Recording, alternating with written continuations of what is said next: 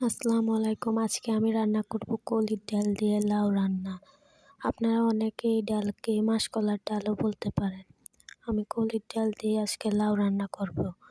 তো প্রথমে এখানে আমি লাউগুলো কেটে নিয়েছি। তারপর একটা পাত্রে কিছু পরিমাণ পানি নিয়ে নিচ্ছি। তারপর আমি এখানে বড় চামচ দিয়ে 1 চামচ কলির ডাল নিয়ে নিচ্ছি গুঁড়ো করা।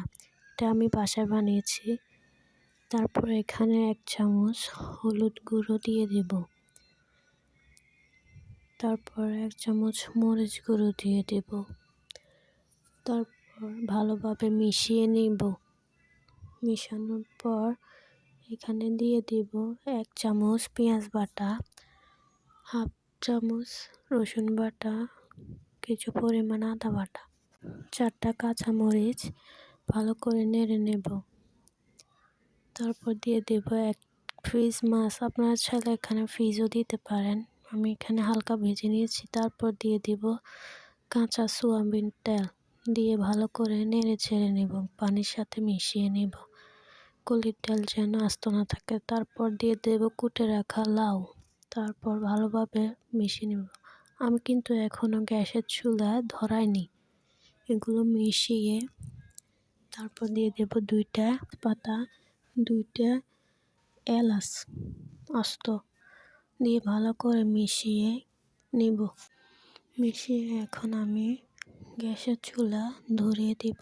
ধরিয়ে ঢাকনা দিয়ে দেব 5 মিনিটের জন্য। কিছুক্ষণ পর নেড়ে দেব। দেখুন কিছুক্ষণ পর 5 মিনিট পর ঢাকনা উঠিয়ে আমি নেড়ে চেড়ে দিচ্ছি। না নাড়লে নিচে লেগে যাবে। একটু পর পর নেড়ে ছেড়ে আমি রান্না করে নেব।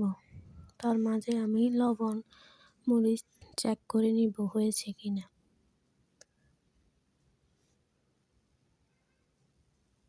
আপনারাও আপনাদের স্বাদ অনুযায়ী দিন। তারপর আমি এখানে কিছু ধনিয়া পাতা কুচিয়ে দিয়ে দিচ্ছি লাস্টে। এই তো হয়ে গেছে আমাদের কলির ডাল দিয়ে লাউ রান্না। আপনারা চাইলে এভাবে বাসায় তৈরি করতে পারেন কলির ডাল দিয়ে লাউ রান্না।